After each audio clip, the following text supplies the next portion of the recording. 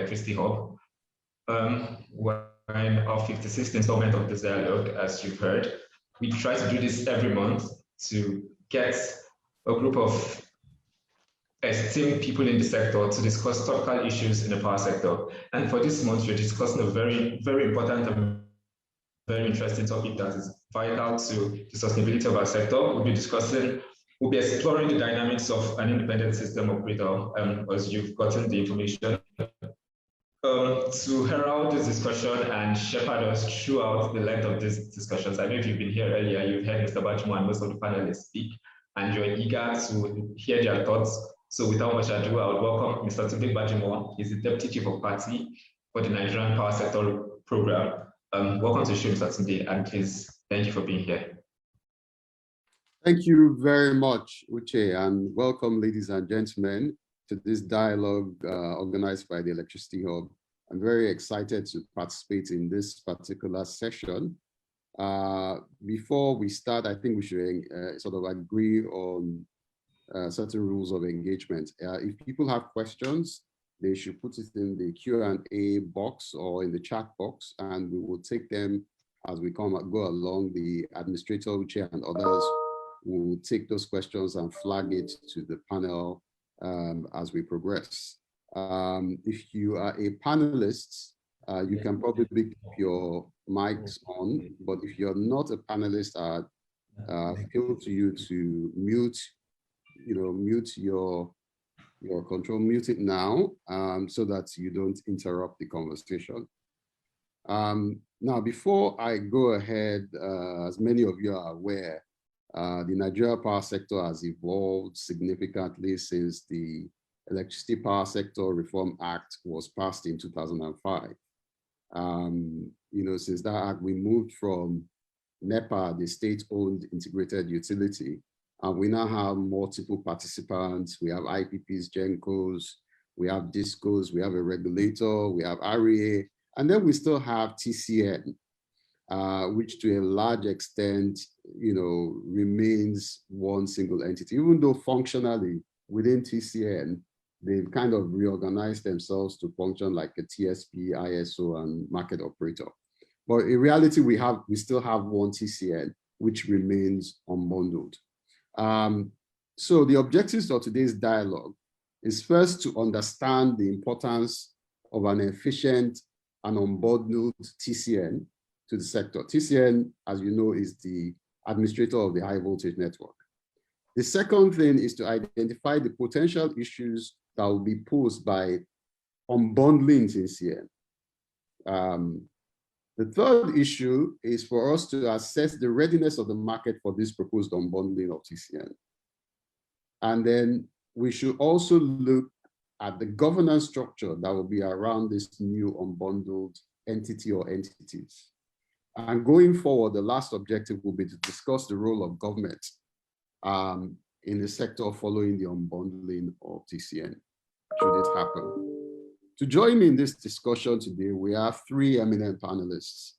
As you know, BP is the implementing agency for Nigeria Power Sector Reform, and we're very fortunate to have the Director of Power himself, Mr. Yohana Malo, who's agreed to join us in this discussion. Mr. Malo is very experienced in this reform process. He's been involved in other sectors, but over the last 3 years, done some really outstanding work in power sector reform. Many of you would have heard of the AFAM transaction that eventually closed. I think we have Mr. Malo and others to thank for that. And there are other transactions that they've closed. Some have not closed, so please don't blame Mr. Malo. It's the market, we understand. So we're very privileged to have Mr. Yohana Malo joining us today. Also, we have Mr. Harold Waynes, who's used to be Chief Transmission and Chief Generation Specialist for Manitoba Hydro. Harold has worked extensively with us on my program, on Nigeria Power Sector Program. So Harold is very familiar with our high voltage system in Nigeria. But more importantly, he spent many, many years, most of his career working in Canada, managing the system in Canada and crossing over North America, working with Canada and North America. And then he's done very interesting work in Saudi Arabia, where he did work in Jeddah and Amman.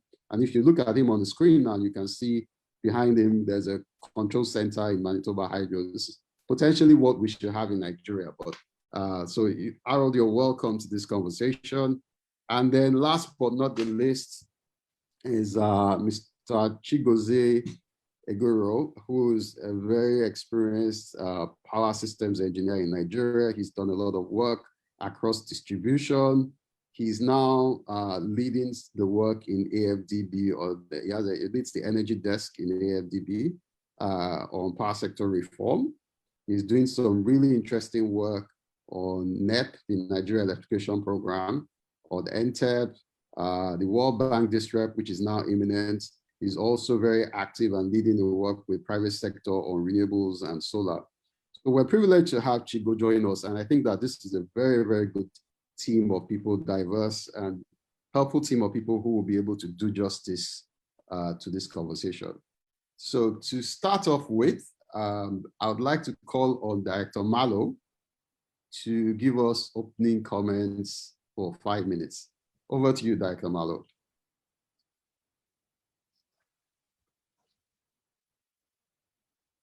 You're muted, sir. You're muted. You have to unmute yourself. I have. Okay. Thank you, Tunde. Honestly, I'm grateful to be on this panel, and I want to put it up front that government has not yet taken any decision on TCN. I want it to be very clear. It has not taken decision. We are in the on the drawing board, looking at all possibilities. And like, you know, before you go out to war, you have to plan, you have to strategize, you have to know what your objectives are and how you intend to attain them. And that is what we are currently doing. The NCP has requested that we look at all the issues. And that's why we find this panel very, very timely, and is going to help us tremendously. We believe that, you know, the reform in the power sector, which largely intended to bring in private sector into the operations within the power sector, will need that the value chain should be such that operators are, you know, like-minded. They have the same principles and also understand each other on the basis of mutual respect for agreements and the need to operate within certain rules and regulations of the power sector. We believe that establishing a real power market will require that the value chain should be able to, you know, all the nodes within the chain should be able to speak to each other and be able to ginger each component to do what exactly it is set out to do. Of course, everybody knows that the reform had clearly spelled out the need to, you know, decompose the functions within the power sector from policy to regulation and operation. And in this case, the Ministry of Power remains the policy organ of the power sector. Of course, we have NAC and other quasi regulators within the power sector that are supposed to do the regulatory aspect. And then within the power value chain, we have the GenCos who are largely now private sector operators. Even the hydros that are 100% owned by government are being run by private operators who know exactly what it means to put in the right principles, the policies and programs that will ensure that the right things are done with the generation plans. The distribution segment also is largely being governed by the private sector, and things are being done to ensure that private sector operators, principles, also are firmly embedded. To this end, we have had the singular opportunity of having the World Bank do something within the distribution segment. In addition to what the World Bank has done, the study of the corporate governance issues within the distribution sector, the IFC, I think, yes, has also joined to do a thorough study and also providing solutions that will help the distribution component to, be firm in and clear with regards to imbibing the principles of corporate governance. So while all the two extreme portions are being grounded within the private sector, also happens to be very serious link in the value chain has remained largely government owned. There was a time when one of the principal officers of the transmission company, caused a little stir within the power sector, and questions were being raised. How do we ensure that we have the right kind of operational environment wherein we can have the transmission component also growing in the same dimension, if not even more than all the other companies? Because generation is growing, distribution is also incrementally becoming more efficient with the kind of interventions that are going on there.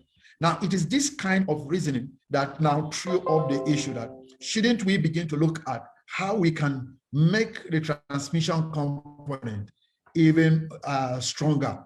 We are looking at the experiences of other countries, how they've been able to bring in private sector finance into the transmission component within a relatively short period of time, and we're able to achieve the kind of expansion and the level of redundancies that enable such economies to enjoy a more stable power supply. Now, these are the reasons why government is beginning to think that we should really look at the transmission component. Thank you. Thank you very, very much for that very insightful explanation. I'm sure we'll come back to you. We all have a lot of questions about where the government is in terms of where the strategy for TCN. Harold, do you have any initial thoughts about? Yeah, it'd be interesting to hear your thoughts generally as an international operator of transmission systems. Opening remarks on this emerging opportunity in Nigeria. Well, I think your government has chosen a path that has worked in other countries, both in Europe and in North America, with varying success. The experience in North America was not smooth to start with. There were many issues that occurred. It's pretty smooth now. One of the main things that I noticed about the Nigerian system is there's a distinct lack of tools and infrastructure necessary to necessarily have a good market. I'll go into more detail about it, but the prime one, in my opinion, is metering. And I know you're taking steps to remedy this. I can talk at length about metering and the importance and the types of metering that you require. You don't have, I believe, in the control center, for instance, real-time metering of all the points of delivery from the generators or the distribution. You can't have a market where you can't weigh the produce. The produce in this case being megawatts, but also in some cases being megavars, and in other cases being things like spinning reserve and that you actually have to monitor, and you actually have to put a price on. But I won't go at length on that now, maybe a little later if you want me to, but metering is I see as your primary problem right now. You need the metering at the points of delivery, points of receipt, and within the grid itself. The other main point that I'd like to make is I don't think you have a handle on the difference between what I call ATC, or it's called ATC in North America. That means available transmission capability, as opposed to the deals that you're making, the market deals that you're making. ATC has something that is a dynamic number depending on the configuration of your transmission system. It's also dynamic in terms of countervailing flows. In other words, if I have a flow going this way, so many megawatts, I can increase the flow this way because they countervail. I don't think you don't have the tools to do this. It's not your fault. Basic point is that you don't have proper EMS, and it consists of your SCADA systems, your AGC systems, and all your advisory programs that go with that. I know I have a flashy background behind me, but all of the stuff that you see is being driven by an EMS system, and it takes all the raw data from the SCADA and it puts it out in a way that the ISO or the system operator can actually use. And I think this is really where you're lacking and where you're going to have trouble.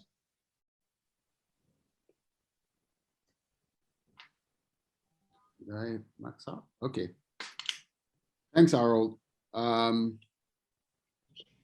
I think we can now take, I think Harold has set the tone for the conversation as Director Malo. I think we will come back to this conversation about EMS and SCADA as a condition for a truly efficient ISO.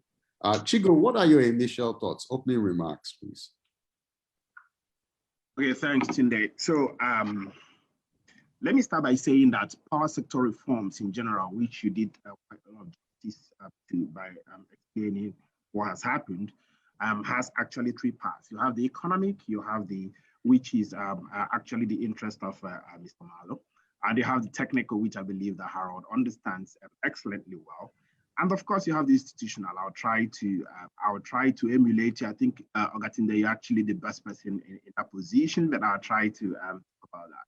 But the truth about it is that the economic and the technical are actually the hard part. People want to get the economic benefit of reforms, but of course, you have to have the technical prerequisites, like Harold just explained, on ground first.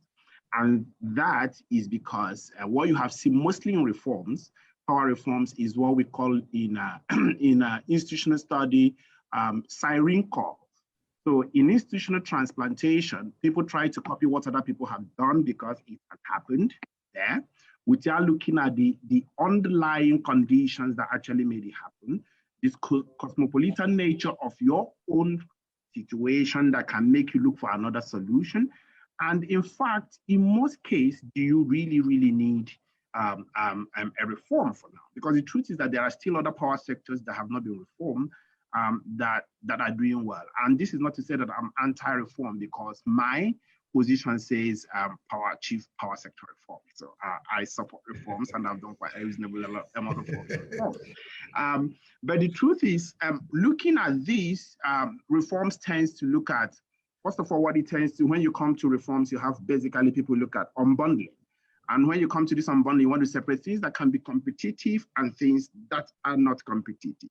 And what you want to do is to spur competition, allow the market forces to come into play. In the entire power sector reform or value chain, you need to find out, it's very important to say that the total cost you see for transmission is about 5%.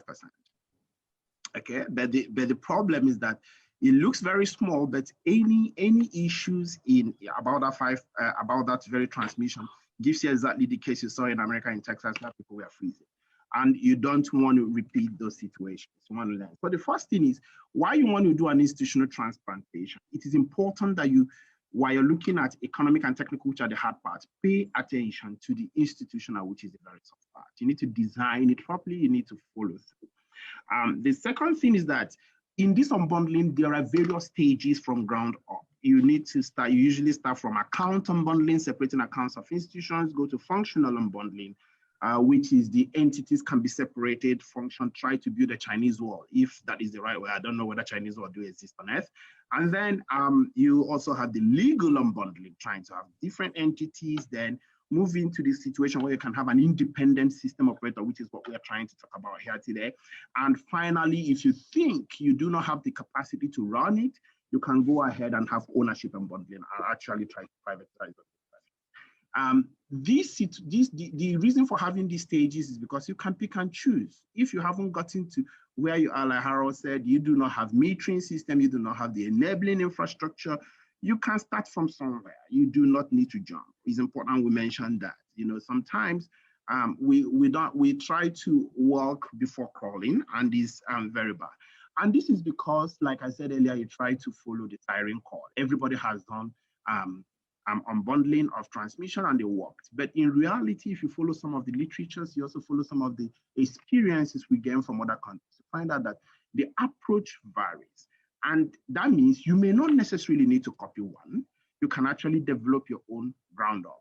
Most times because your legal system is different, and thus it's important you follow it. So Tunde, it's important we say that while we understand that the power sector is a very technical sector, we need to pay attention to what happened to the institutions. If we neglect that in this, we're going to say, I think we can as well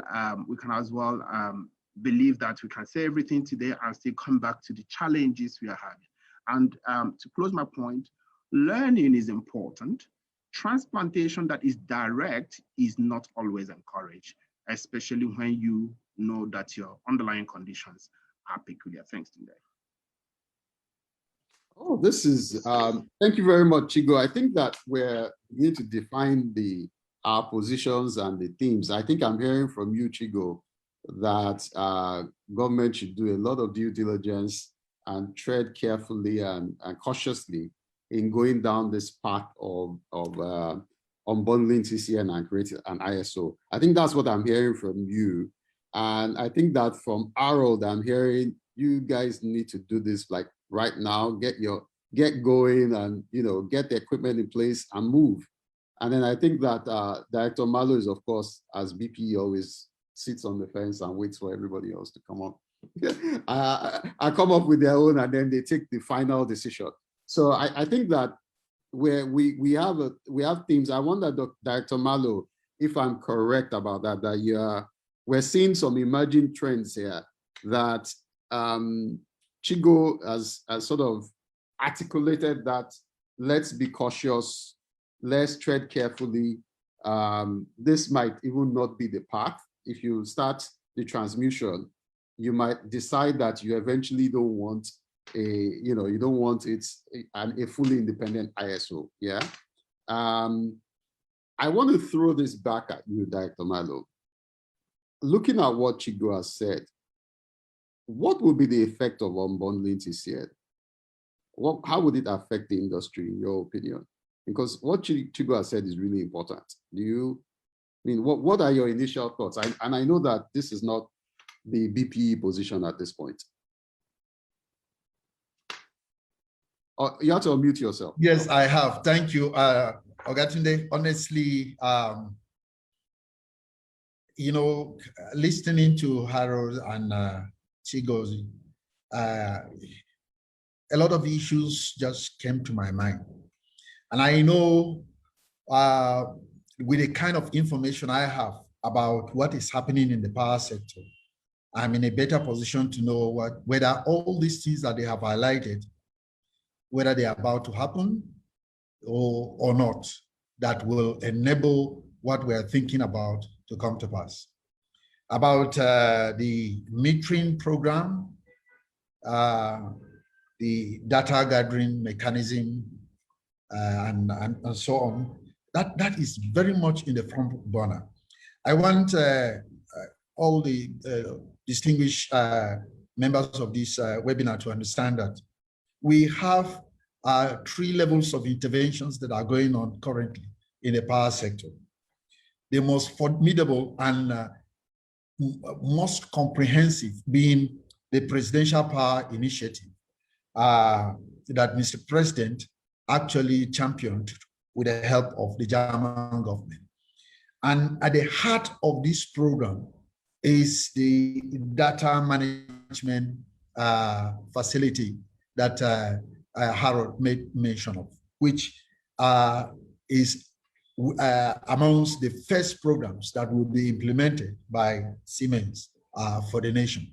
So essentially, we understand this critical requirement, and it is being taken on very seriously. In addition to that, we have also other critical interventions that Chigozie actually made mention of with regards to this rep, that is also taking care of the metering programs right through the power spectrum.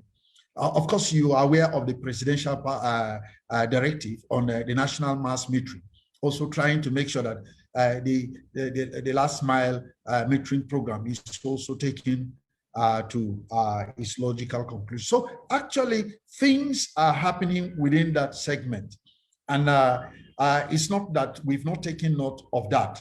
And it is true that we are also learning from the experiences of other nations. We are not transplanting what has been done from other places, just plug and play here in Nigeria. And that's why I told you at the beginning that we are at the phase of strategizing, trying to know what others have done, where they missed it so that we do not make the same mistake, and where they succeeded so that we can actually build on their successes. We are at the verge of strategizing to know what to do. Of course, unbundling, we understand that it will require, exactly like Chigo said, taking care of the institutions and making sure that each one plays the roles and responsibilities that they are better assigned to do so. And within the TCN, there are about 3 institutions, if you like, that are involved, which Harold had the privilege of also handling while they were here managing the TCN. There is the market operator, there is also the system operator, and then there is a transmission component. Of course, unbundling will entail that you are able to identify these institutions and also be able to know what each can do and how they can do it. Now, there are institutions that can actually be compartmentalized to operate as one independent operator. In that case, maybe the MO and the SO could be put together to operate as one institution called the independent system operator. While the transmission component, which is largely operational and highly technical, can now be undertaken by another institution. These are the kind of thoughts we are coming up with. And Harold had actually attempted to do something in the like in this particular direction, trying to get a separate management for the ISO and a separate management for the transmission. Of course, we know the frustrations they had at that time, which became a little bit difficult. So unbundling TCN will require that we look at the dynamics of the sector, and I am particularly happy with the fact that Chigo highlighted the fact that TCN takes care of only 5% of the value in the power chain, but that 5% is very, very critical. And then coming up with what can make that particular 5% to be like the weakest link of the chain that is so critical is what we are talking about. And we are in the process of making sure that we take care of such difficult preparations towards ensuring that we attain that particular objective. Thank you very much for that, Director Malo. I'm going to go back to Chigo before I come back to Harold. Chigo, there are a few things that have emerged from this conversation now. One is that there's Director Malo addressed metering, but there's the EMS and the SCADA, which, I don't think we should leave it the way it is now, because we know that there's a program, the NTEP is supposed to address the EMS and SCADA. And I know that AFDB, you mentioned earlier that is one of the things that you're involved with or you're planning to be involved with. So it'd be good to hear your thoughts about the preparation towards an independent systems operator. So we know that metering, Dr. Malo talked about metering, the National Mass Metering Program on the distribution side.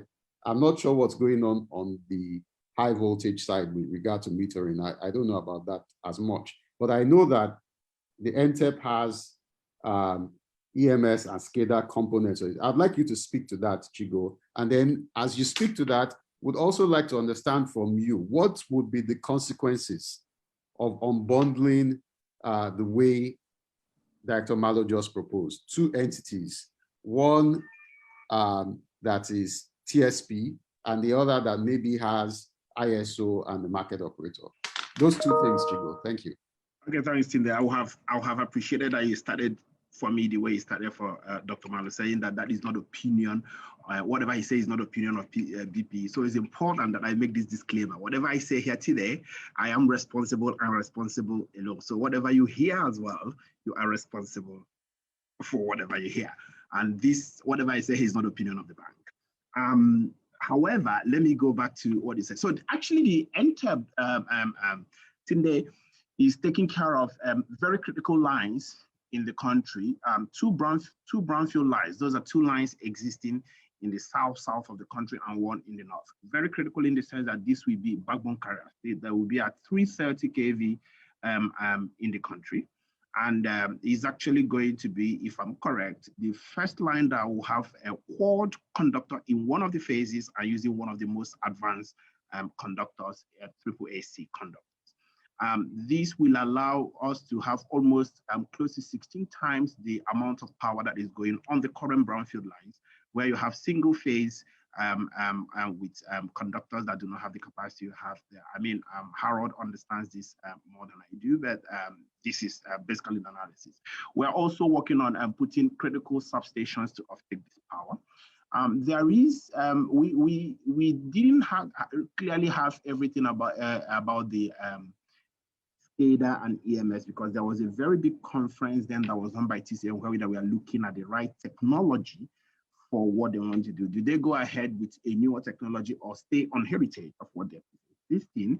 And if they stay on heritage, is there any incremental improvement that will happen in future? That was not conclusive then, and then we decided to go with NTEP, broke NTEP into two by doing NTEP 1, which is taking care of this very big backbone and transmission and the substations. I'm pretty sure that a lot of DFIs will be very interested in supporting TCN in anything that comes to SCADA, to have exactly what you have behind Harold and have visibility to the network, because right now this is network operated almost in the dark and planned by hidden.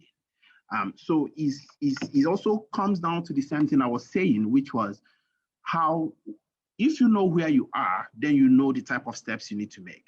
And Ogamala, I didn't say you weren't working very hard. I know you resume work most times by 6, and sometimes if I call you by 12 midnight, you still pick your call and sound very sharp. That means you've been working very hard, and the outputs are out there.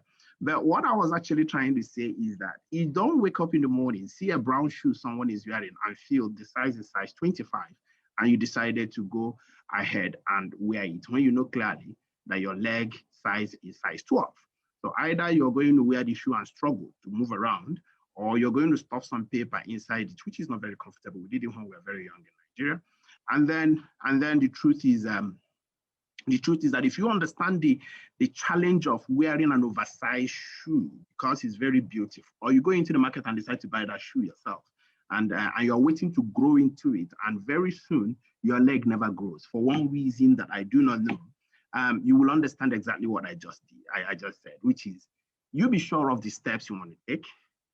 I'm not saying you shouldn't take the steps. And truth be told, it has worked for some people. So it can work here. They make sure that you put things in order.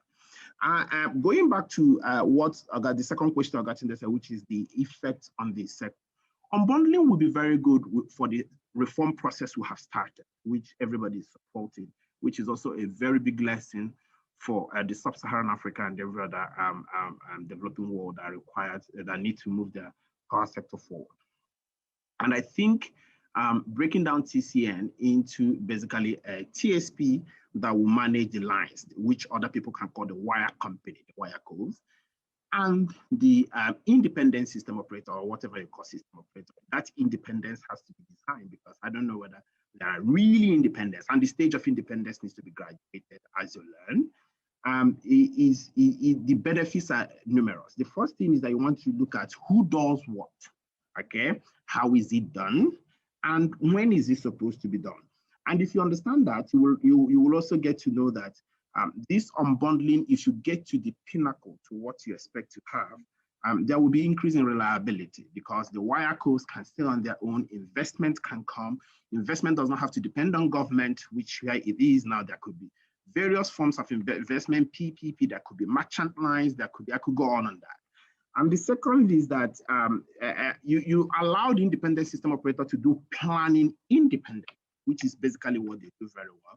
Plan for generation adequacy, but what steps do you need to take? Which is, how do you get there? Do you have to wait until you match your distribution and generation now, and then you start making subsequent plans? Or do you have to do a short time planning by healing, and then proper least cost expansion planning, which is basically what you need to do in order to drop the cost of electricity? And after that, you also find out that different policies for the government can happen. How much renewables do you want to have in your network will be something that independent system operator will do proper planning to make sure that the wire co or the transmission system provider will provide lines to areas that will encourage ingress of renewable sources of energy. And it will also affect how the market functions, which is market should be balanced. And of course, one of the prerequisites, like I said, is what needs to be done is that there has to be that liquidity to actually assure every market participant that you will be paid for what you provide. So truth be told, if you do the proper unbundling, the economic benefits are many, provided you have the prerequisites gotten right. You are going to have increased investments. You're going to have, like I said, proper planning, which is important. And this proper planning is going to translate into lower tariffs. Then you're going to have increased competition, and you will have more of climate and finance support in certain investment decisions. So I think it's a good thing to do.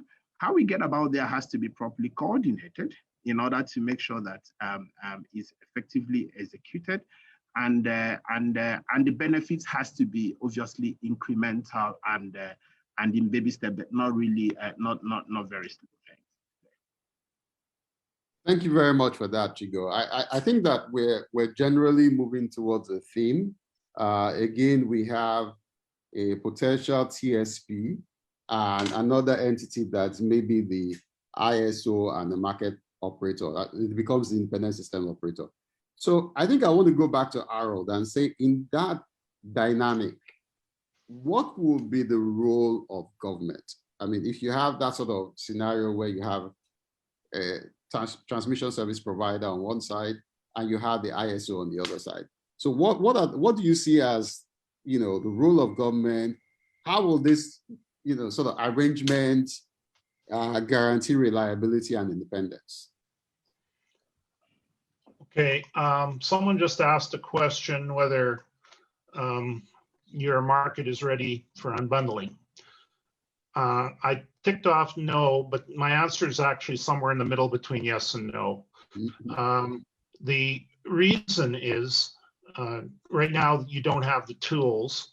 An ISO, in my opinion, and I think in the opinion of most people, should be exactly what it says, independent. Now, what does independent mean?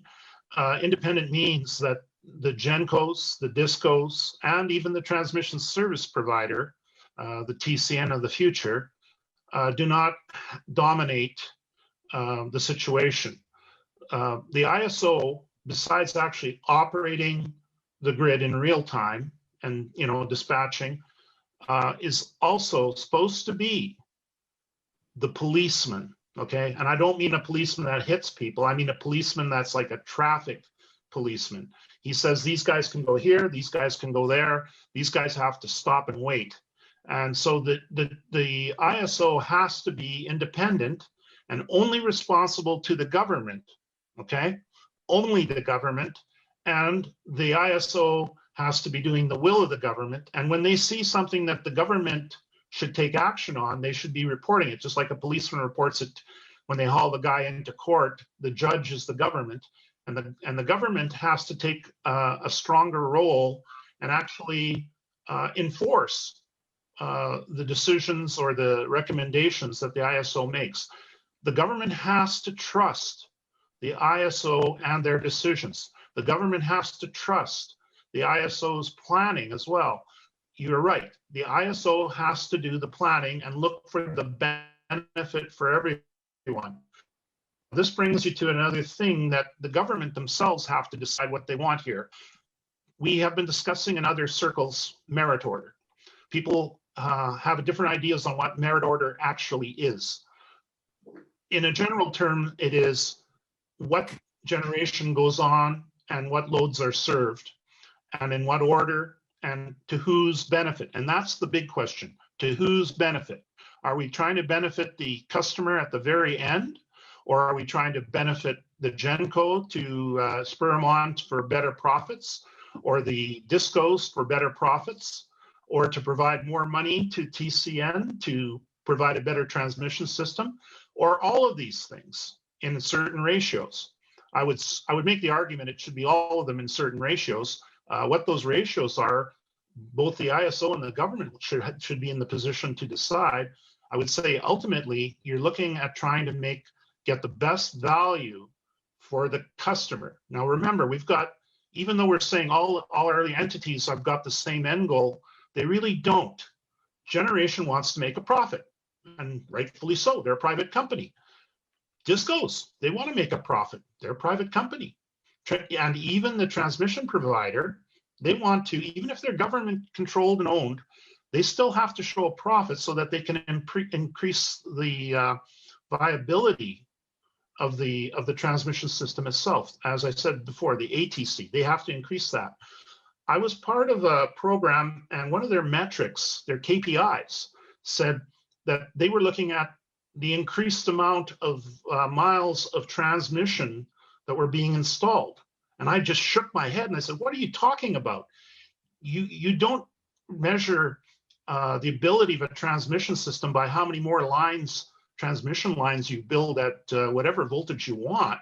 One of the problems you have in Nigeria, for example, is you have high transmission voltage lines going to the north of the country where there's very little load, and the people up there are complaining about high voltages.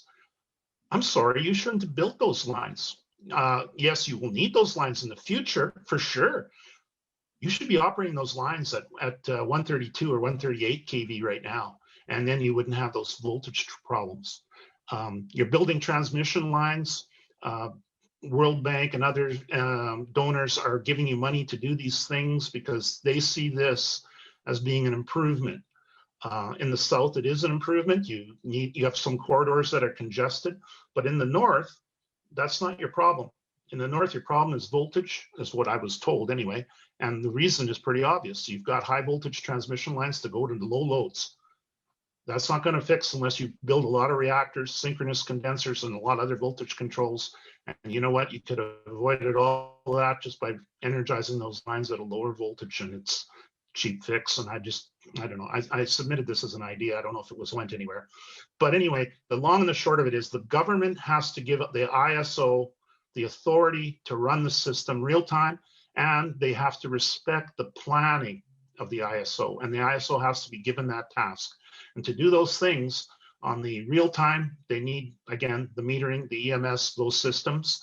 And on the planning side, they need the expertise, the right engineers, and they have to have the backing of the government. And if they do these things by being the policeman, they should be non-discriminatory. In other words, no entity should gain unfair advantage. The generation people shouldn't gain an unfair advantage. The DISCOs shouldn't, and even the transmission companies shouldn't. They should be held responsible for their actions. So everybody, every player should basically, in real time anyway, be responsible to the ISO. This is why you need an ISO, because they're the only ones that are pure or should be pure. Everybody else does have other motivations, yeah, they may have a motivation for the good of the country, the good of the system in general, but their real motivation is a profit motivation. Let's be clear about this. This is the truth of the matter. That's really, I guess, all I have to say about it is the government has to decide what they want and then let the ISO do it. Thank you very much for that, Harold. And I hope that you saw the results of the quick survey that was done. 53% of the respondents feel that TCN is ready to be unbundled and 47% disagree. I'm taking you back on something that you said, Harold. So in terms of to be the policeman, yeah, you need some, beyond being called independent and reporting to the government, especially in this environment, you need some real independence. So in terms of best practices elsewhere, do you kind of have the governance of the ISO, maybe the leadership, the governance and the funding of the ISO? How is that done? How is that insulated from malpractice, if you like? It's built into the tariff. It's as simple as that. Same as TCN has their tariff as a transmission provider. Every megawatt that flows will have a price on it, and that becomes part of the cost, obviously. So if the ISO owns the EMS systems, if the ISO and that's a debatable thing on who should own it, whether it's TCN or it should be an ISO that owns the communication systems and certain interfaces, and that's something that has to be very thought out very carefully. All those costs become part of the cost of doing business, okay? So everybody who uses the transmission system pays that cost. Now, you can assign it to the generator, you can assign it to the distribution company, you can even assign it to the end customer, but someone's got to pay it. And it should be in such a way that those people who are paying don't have an influence on the ISO's operation. Now, the government themselves can fund it if they choose to, but where are they going to get the money for that? It's going to be from taxes, either on the power system or from other sources. I mean, that's their business. But in the end, the ISO should not be under the influence of anyone except for the government. And they should be looking out for the benefit of everybody. And that means the GenCos, the DISCOs, the transmission company, and the end customer. When decisions are made, for example, let's say you have a disturbance and who gets cut off, you don't have enough generation. That's the ISO's job. It's not the job of the DISCOs. They will do the ultimate customers, but when the ISO says to a DISCO, you must shed so many megawatts of load, then it's the DISCOs. Then it goes to the DISCO and he does what he's got to do. But the initial shedding of the load, that is the ISO to say how much and to assign it to a DISCO. And in some cases, he'll assign it to a DISCO, if a DISCO has more than one point of receipt, the ISO may have to say that point of receipt, not the one that you choose. You can't keep the customers on necessarily that you want to keep on, but you've got to do the ones in this area. And why? System reliability. It's not because we don't like these people or these people pay and these people don't. It's for system reliability. And this is why the ISO has to be independent and only responsible to the government. I saw a document regarding, I think it was produced by NERC, but I could be wrong. I saw a document that was talking about merit order, and it was going on and on about penalties for if the distribution company didn't take what they were going to take. Oops, I think we lost Harold. He's supposed to have the most reliable internet. But I think that we heard him, and I was going to come back to you, Director Malo. I think that we should clarify certain things that maybe Harold had missed, that we already have this functional, within TCN today, we already have these functional responsibilities. We have the SO, we have MO, and we have the TSP. In fact, if you look at the NERC tariff makeup, it doesn't have TCN on it. It's TSP, SO, and MO. So we already have it, but the independence is what we're talking about. Director, maybe before I come back to Chigo, should we share some thoughts on how this independence can be achieved? I mean, within our climate, and Chigo, this is also for you as but taking Director first. In Nigerian environment, how do you get independence for the ISO? What's going to be the corporate governance structure behind it that will give you independence? You're muted, yeah. Thank you. Actually, you know, let me address this matter very quickly in just 30 seconds, then I answer that question. You know, the Presidential Power Initiative I told you about is an end-to-end solution for the power sector. And it had the EMS and the SCADA component as part of the key requirements. Within the first phase of the program, I tried to emphasize that, only that I didn't call out the name EMS and SCADA, I said data management.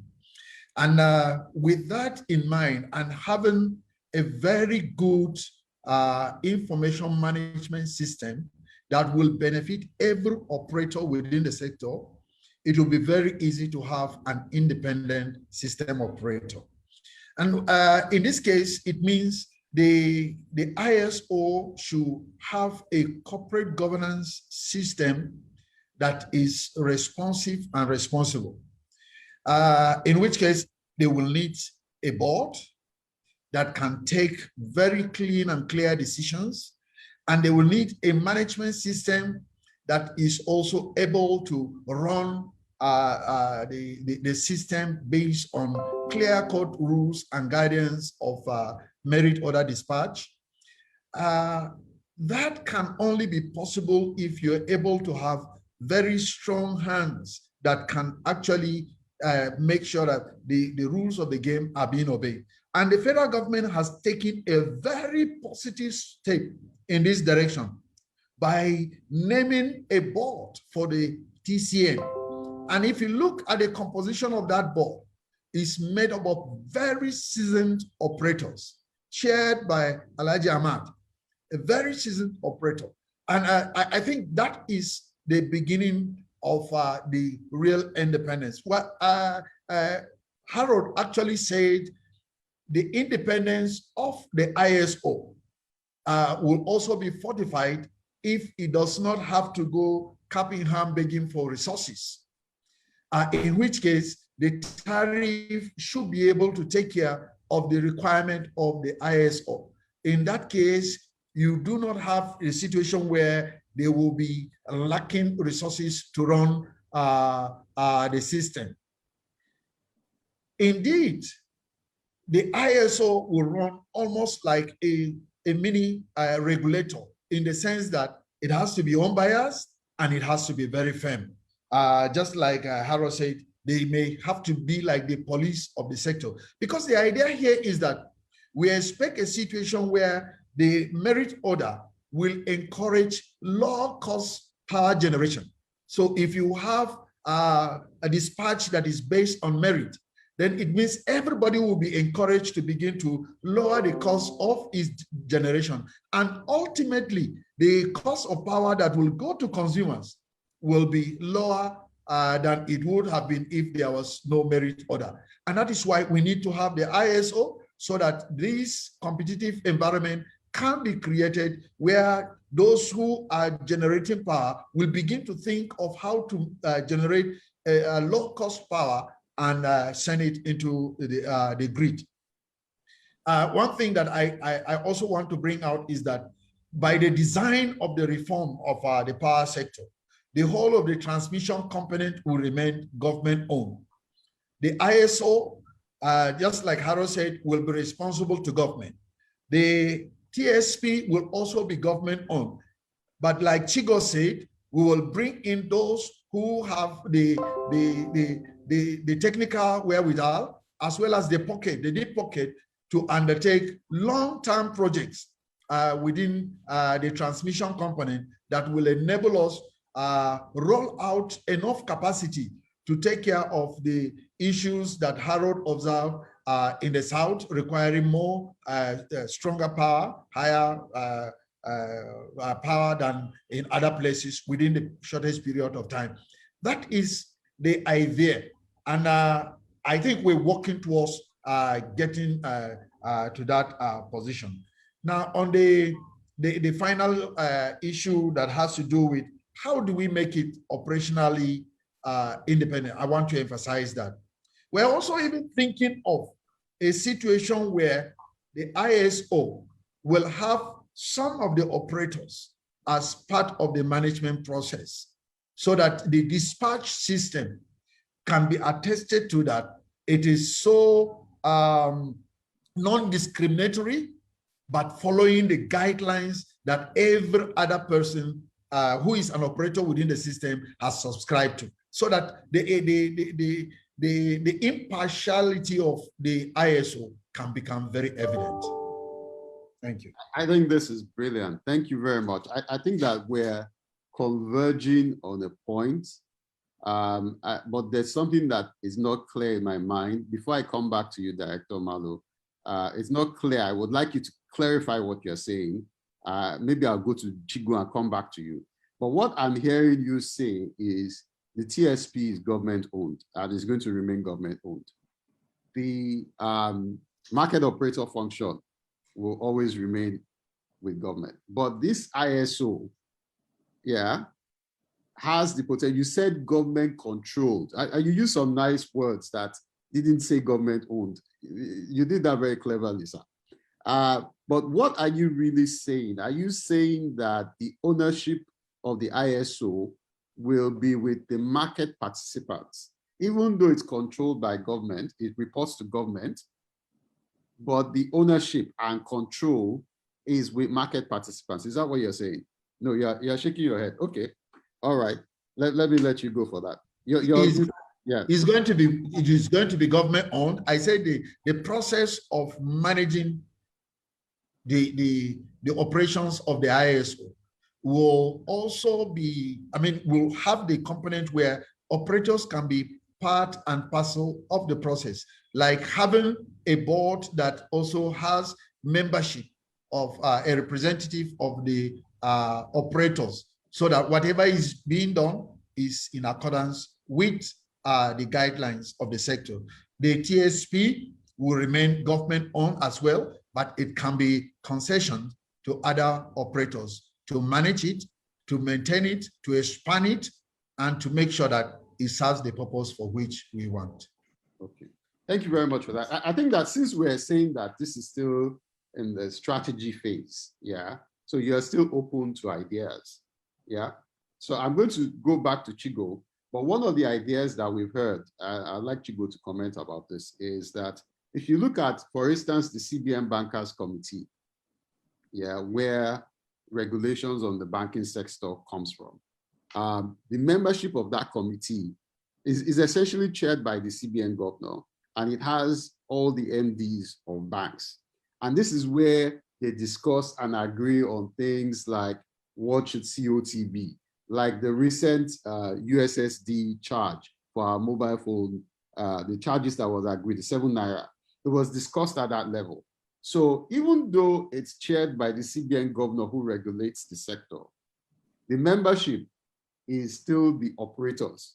You understand what I mean? So there's this engagement that happens at that level, and they seem to reach consensus on the best way to do things and move the sector forward. Is that kind of this? I'm not going to let you answer that question, so I'm throwing it to Chigo. Is that a viable structure for the ISO where perhaps you have government and you have all the operators, the DISCOs and the GENCOs, in it jointly making decisions with government for this ISO? What are your thoughts around that, Chigo? And then we'll go back to Director Malu. Okay, thanks, Tilde. That could be an option, but again, like you said, we're under strategy session. There are quite a lot of options that you can look at there, but that could be an option. That option can be there. That option can be enabled by technology. That option can be enabled by audit. So basically, what you need is a very transparent and just and independent ISO. And you need every decision they make to be based on the policies of the government, as well as supporting the least cost of investment in the sector. which eventually translates to the lowest tariff. We also want them not to go cap in hand begging anybody. We want them to have their money so that they do not have to, somebody wouldn't ask them to jump and they will say how high. And then the third is that you also want them to start at a minimal level where they will not be looking for money for investment that will make them start asking the market participants in that case to do something and then get controlled. And finally, you also want them to have a process that also self-regulates them, right? So there has to be incentives given to them in such a way that any mistake that happens in the sector will claw back some of their money in the tariff. Okay, this is definitely what you want to do in the policy design stage. However, when you want to now operationalize these directions or these directives, what you want to do is, do you want to have, that option comes up, which is, do you want to have an independent system operator that has at least a representative of each of the market operators in where decisions of daily operation is made, planning is made, and so that everybody gets carried along? Or do you want them to also have an algorithm that can be vetted and people can have way of logging into that to verify it? Okay. In that case, every member, every participant can have a consultant that do that.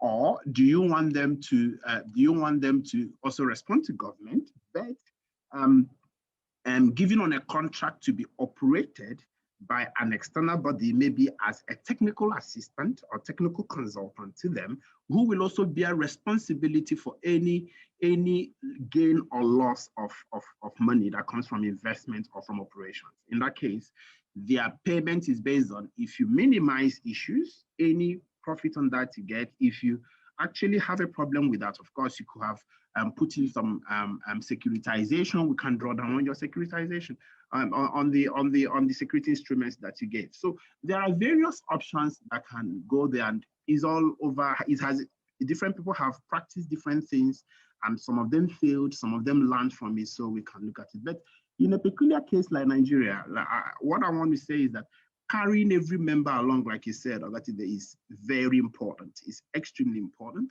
And doing that by either physically having them there, okay, in a decision-making room of daily operation and planning could be one. Another option is to use technology to provide a way for them to verify that things are properly done. And there should be a punishment, there should be a carrot and stick mechanism that allows this independent system operator to take responsibility for any decision they make. Thank you very much. I just wanted to point out to the participants that you can ask questions. We're going to, in 2 minutes after Director Malo, we're going to come and take questions from the Q&A box and from the chats. But meanwhile, I'm going back to Director Malo, his thoughts around the governance structure that's largely driven by the operators and not government. What are your thoughts around that, Director Malo? I think Chigo has really brought out what I would say almost like the roadmap for making the ISO really independent, either using technology or using systems that allow everybody to transparently participate in the power sector. Again, just as a way of reminding those who are on the platform, because the number had gone up to 73, whatever you're hearing from me is the caveat is these are my opinions. Government has not taken decisions on any of these matters yet.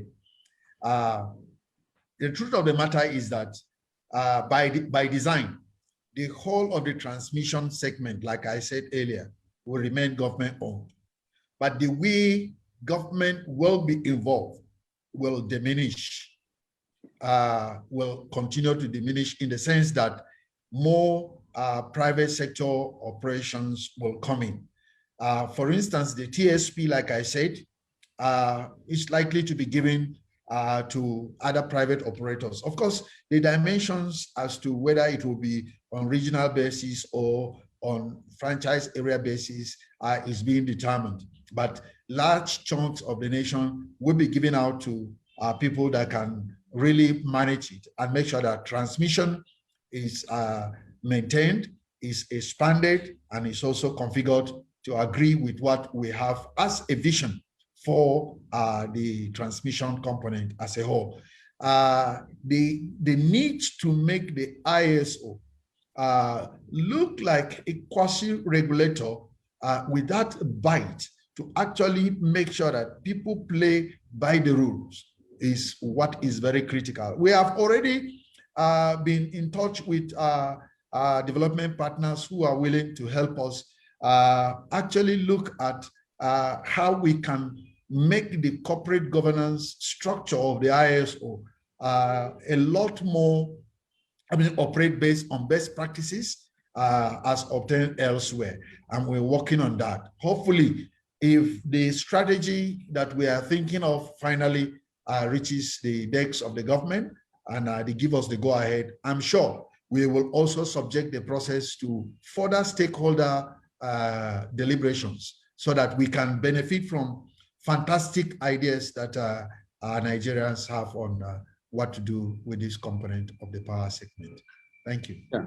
Thank you very much for that, Director Malo. I just wanted to point out before I take questions from the audience that I hope we're all aware that there's the grid code does require that these tools, the SCADA EMS, should be in place before the ISO becomes fully operational. I'm sure, I know you are shaking your head, so you know about that. Yes. All right, so. Your grid code is very similar to the British grid code, very similar to the Saudi grid code, and sort of related to a lot of the fundamental things that are in North American rules as well. The only problem is in Nigeria, a lot of the things that are mandated, from what I understand, are just not done. And in particular, metering and SCADA and EMS and all the rest of those things, they're just not being done properly. And we can debate forever on whose responsibility and why this happened. That doesn't matter. What has to happen is it has to be fixed. If I can interject just for a second before you go on, I got cut off there. I don't know what happened to my internet connection. Sorry, I apologize for that. We're used to Nigeria. Yeah. Okay. But anyway, what I really wanted to say was that the ISO is independent, but when we say only responsible to the government, this is true, but all the stakeholders should be able to sit on a board. Now, anytime the ISO and or the government makes a rule, the stakeholders in North America, NERC in North America makes the rules in North America, and it's a different NERC, obviously, but they make the rules, but they have been given the authority by the government to make the rules, okay?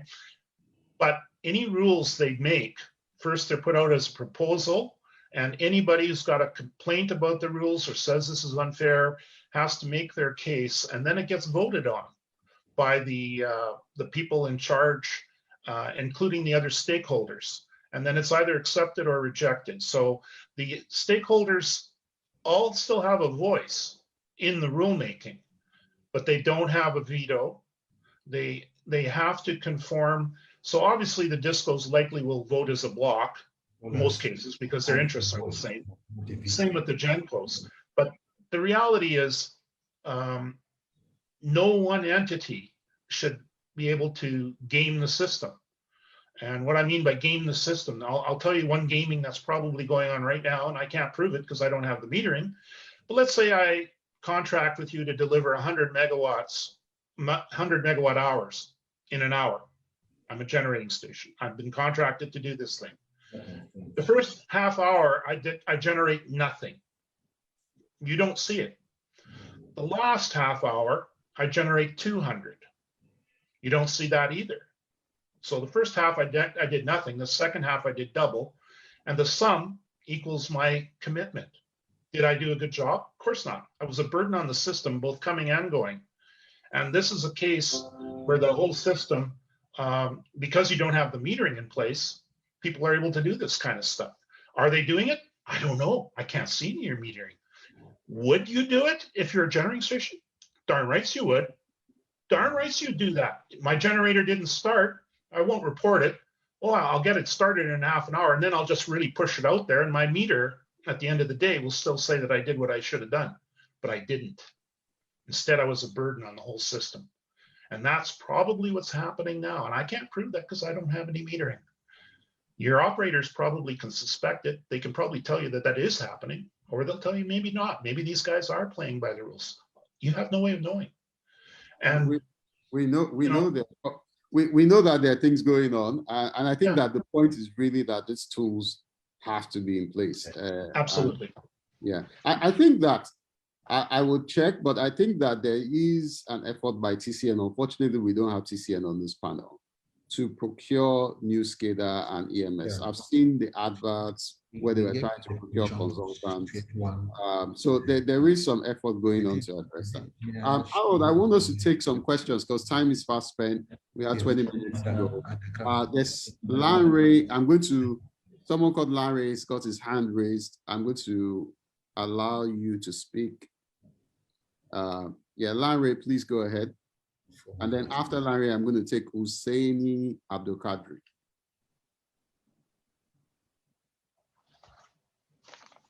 Does Larry still want to speak? Somebody may need to unmute him. Good evening, everyone. Good evening. Yeah, thank you so much for this privilege and for this webinar. And what I just want to say is that I think we need to wait for the right time to do what we're supposed to do. So we shouldn't rush things just the way we rush the privatization process, and we're still battling with the problem till now. So what I'm going to say is that, yes, we need to unbundle the TCN, but I just felt the time is not right now at all. The major problem is that we need to upgrade our infrastructure. There are a lot of interventions going on right now, and we need to be through with that before we think of unbundling. And whether we unbundle or we don't unbundle, it's not going to increase our generation, transmission, and distribution. The ATC&C is still a problem that we need to solve. So until we solve that, I don't think we need to create further disruption in the market right now. I don't want a situation whereby we're going to unbundle TCN and we have a disruption that we can't cope with presently. Mr. Malu said some things about first phase of Siemens deal involving something about data. That is quite wrong. They don't have that at their first stage. I think that's probably at the second stage. So I think the time is not right now. If grid codes are not adhered to, market rules are not being obeyed, I don't think we need to rush things as it is now. So that's just my take about the whole thing. Thank you so much. Thank you, Mr. Larry, for that contribution. We'll take that. There's some people who feel that the time is not right. We'll take your point. Dr. Malo, you're smiling. Do you want to respond to Larry? Larry, that was very kind of you. However, I am in the kitchen. I am in the implementation team for the PPI, and what I said is the correct thing. Thank you, Dr. Malo. I'm going to take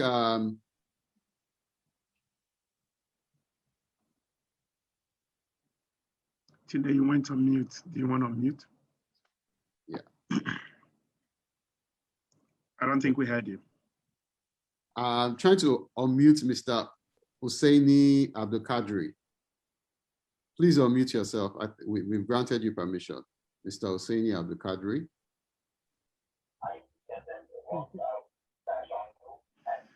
Okay, thank you. Hello, and good evening. My point is also very, very, it's almost the same as the first speaker. And as I wanted to say that the ISO is not fully ready to be independent because like it was said in the panel that we don't have end-to-end metering and then there's no full implementation of SCADA. So for the ISO to be independent now, it won't really be in cognizance with best practices in the industry. That's my point. Thank you for that contribution, Mr. Hussein. We take your point. I think the general consensus is, I mean, from what we're hearing, people are apprehensive that the tools are not in place. It should be done cautiously. And I don't think that Director Malo and BP intend to rush this. This is why they're engaged in this conversation, and they're going to have more consultation about unbundling TCN. So this is all still preliminary. The points that have been made today, I mean, Director Malo, I shouldn't be speaking for you, but I see that you're taking notes, and all this will be taken into cognizance. Thank you, Mr. Abdulkadri. There are a few questions in the Q&A box.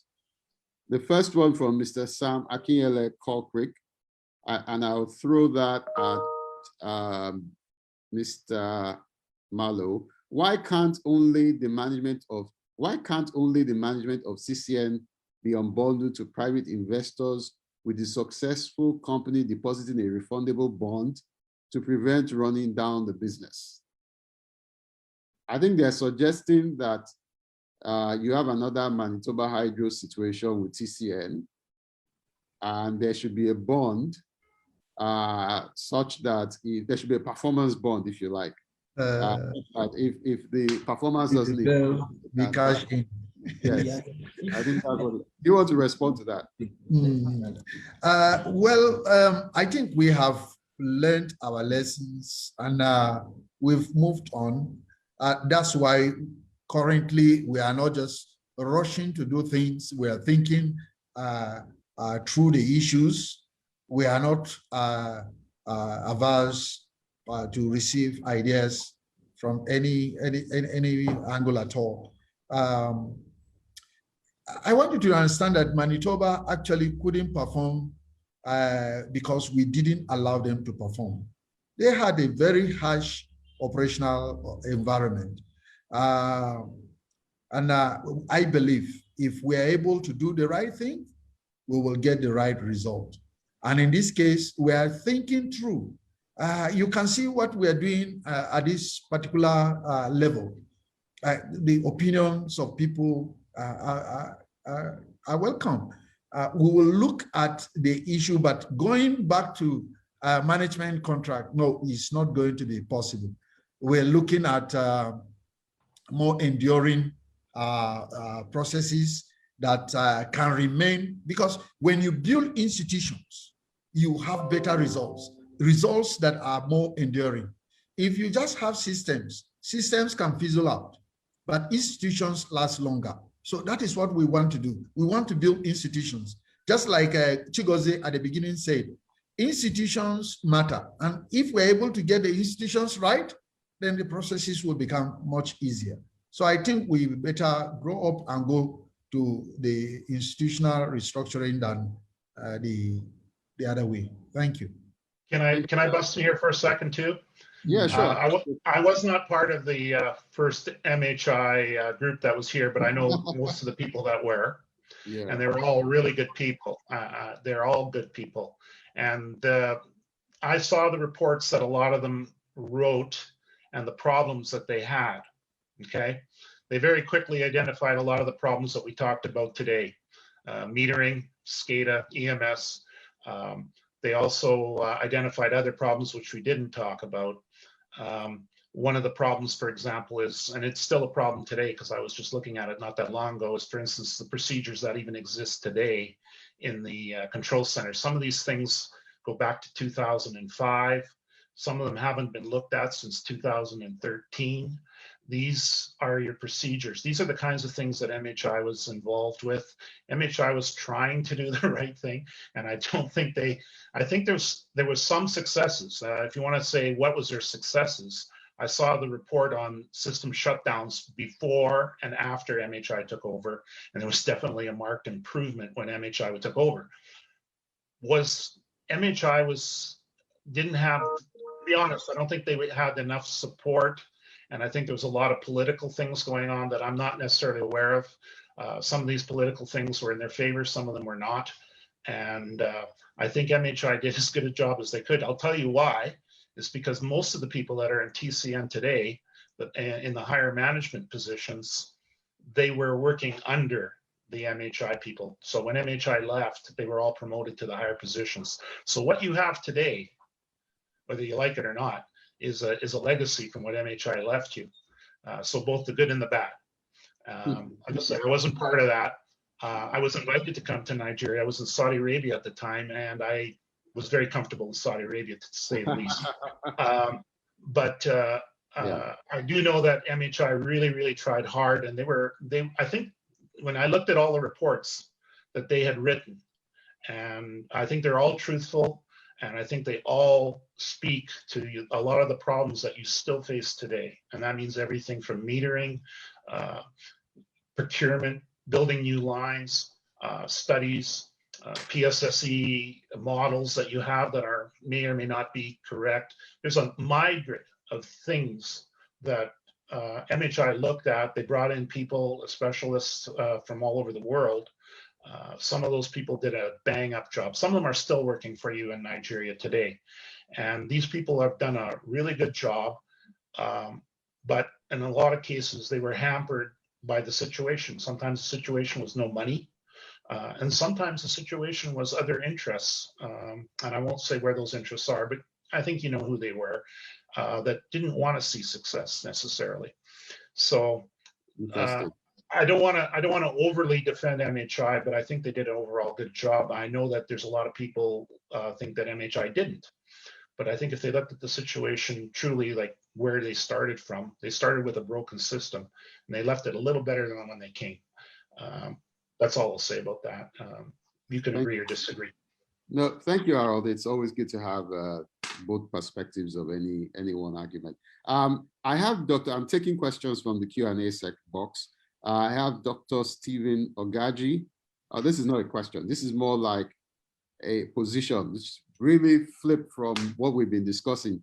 So Dr. Ogaji thinks, will TCN be worse off if it were to be unbundled today? I don't think so, and would support an ISO now in capital letters. In other words, do it like yesterday. So I think that it's good to have, this is another side of the argument. We've been here talking about caution and taking a step, but Dr. Ogaji thinks it should be done tomorrow morning. So that's one other contribution. So let me take someone called Joyce. Interesting this. I recall the earlier attempt at a breakup and introduction of Manitoba Hydro. How will today's proposition be different? I think this person doesn't understand what we're saying. So Manitoba Hydro was a management contract. We're talking about unbundling TCN into this entity. So it's not the same thing. Or does any one of you, Chigo, do you have a different opinion about that? I would say that that's not what we're discussing today, but do you have a different view of that? Not really a different opinion. I mean, I could also put myself in her shoes. Maybe what the person could be saying would be that, okay, maybe the person could have gone further to say, if you unbundle, then the TSP can be managed in different ways. One of the ways you can manage TSP could also be that you put a management contract, you can hold them until they get some experience. And if the management contract is not working, you can actually have a concession that also allow them to be operated with, of course, all the security behind that. Or you can even break off some places, regionalize it, and allow private participation to come in. There are different options to that. But the truth is, no matter whatever approach you want to take, the best thing is to make sure you have maturity actually on your side. If you have a bit of knowledge of how you're being taken care of, you can actually know whether you're properly being taken care of or not. If on the side of the government, on the side of Nigeria, on the side of everyone here, you don't even know what you're expecting from anybody who is going to work with you. You don't even know what you're expecting from unbundling. You don't even know how to measure your success. Then I would rather do it the other way, even though I'm not trying to oppose Dr. Ogaji, who I know very well, that sometimes you say, if you're not worse off by doing something, go ahead and do it. But sometimes in policy, the process will be, if you're not better off in doing anything, why don't you stay where you are? Because risk is all about unforeseen circumstances. So you can never say if you're not worse off because you don't know how tomorrow will be.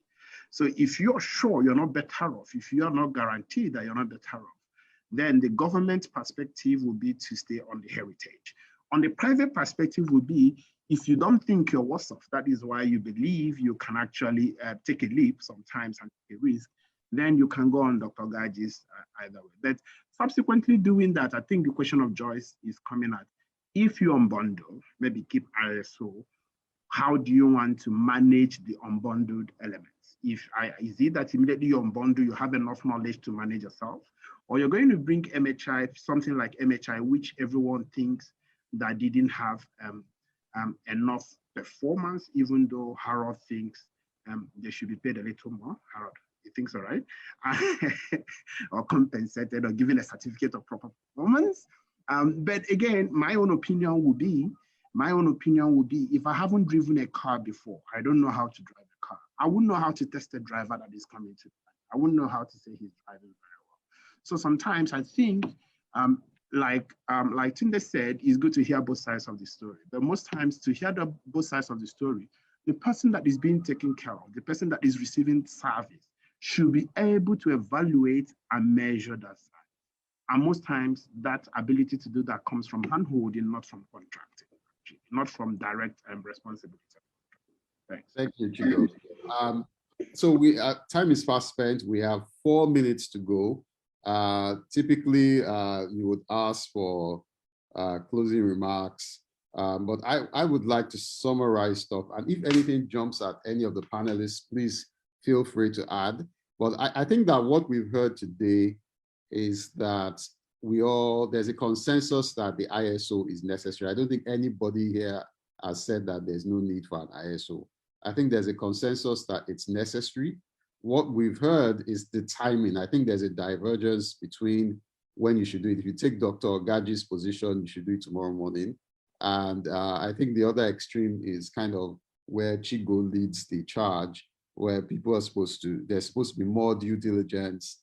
I think Harold makes a very valid point that you just don't have the tools to do this properly at the moment. And we have Director Malo on the optimistic side with Dr. Gaji, who has a view of the work that is being done by the PPI, World Bank, and all the funding that is going into metering, the EMS and SCADA, to give him assurance that this is the right time to start looking at unbundling TCN, because all those activities are going on. So I think that we have convergence. I think we've had a very, very good conversation today. I am definitely enlightened about this topic.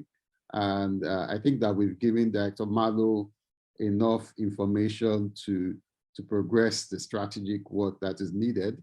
I don't know if anybody has anything. We have 2 more minutes. If anybody has anything that they really want to say, please go ahead.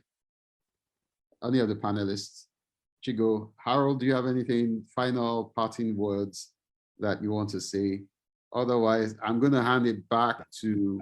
Before you hand it back, just want to thank the panelists. Actually, I have benefited more. And like I said, we are still on the drawing board, and we are going to take all these issues into consideration in coming up with what we believe will be helpful to the system. Thank you very much. I'd like to say that I think you'll do fine as long as you provide the tools to your independent system operator and you give them the independence they need. And I think you'll do quite fine. But it's a long road. I would suggest if any of you want to read what goes wrong, read the history of what happened in North America. There were some good moves made and some very bad moves made. The history of debundling and deregulation in North America was started by, of all people, General Motors, because they thought they could get electricity cheaper by doing this. If you look in the United States now, I don't think anybody's paying less for their electricity, including General Motors. So there is an additional cost. Texas did it wrong recently. They were in the news. People were paying ridiculous amounts for their electricity. So you got to do it right. Learn from the mistakes in North America, and there were mistakes in Europe too, especially in England. And learn from those mistakes. Don't make those same mistakes. That's all I can say. And I think you'll do fine as long as you provide the tools, and that includes the EMS and the metering for sure. Okay, quickly, Tunde. So what I would say is that while we agree with Ogamalo that the technical aspect, like I said earlier, there is a technical, the economics, and the soft issue, which is the institutional. Why the technical, where the government is making quite a lot of effort, and I've been part of this system, and I think the government is making enormous amount of effort in these days to reform the technical and also put things in place. Is also important that we ensure that these things that are being put in place, all the technical instruments also translate to the optimum, or at least a sub-optimum benefit that we're supposed to get. We should translate to more transparency in the system, better investment options, having more technology options, and better tariff at the end of the day. And in order to do this, it's important that we have the institutions well developed to make sure that these things are sustainable, and that the institutional aspect of it is going to direct the policies to make sure that going forward, things will keep getting better on incremental basis. And in order to do that, we need to look very well before we take every steps. And in every reform is not always a jump process. There are stages you need to take on the technical to translate to the economic and make sure that the policy is also supporting it, and then you make the next step. And most times, you have to also be sure, do you really need what you want to do now? For every stage you want to go, you want to ask, am I better off where I am, or do I move one step? And do I have everything it takes to make sure that even if I don't succeed, I'm not worse off? That is my conclusion. Thanks, Tunde, for having me here. Thank you very much. I'm very grateful. Uche, are you on? Yes, I am. It's been a interesting conversation with all of you. I want to thank you, Mr. Tunde, for moderating this session. I've learned a lot, as well as you, Director Malo. Thank you for making it. And Chico, it's been nice hearing from you again. And Harold, it's been wonderful having you join us on this discussion. And then to our participants, I am really grateful that you all took time out of your busy schedules to join us this evening rather, as we discuss this interesting topic in the sector. And as we always say, look out for the report of the session. We're going to send it to you via your mail. And if you've not subscribed to our newsletter, you can also subscribe. You can go to our website, theelectricityhub.com. And you can also follow the Telegram link that was shared here to get more updates from us, as well as follow us on social media, Facebook, Twitter, LinkedIn. It's the Electricity Hub, and you can always reach out to us via those channels, and we would also respond to you. So once again, I want to say thank you to our esteemed panelists for joining us today, and I want to also thank you all for being here today. It's been a wonderful discussion, and please do have a good night, and thank you very much. Thank you, Uche. Have a good day.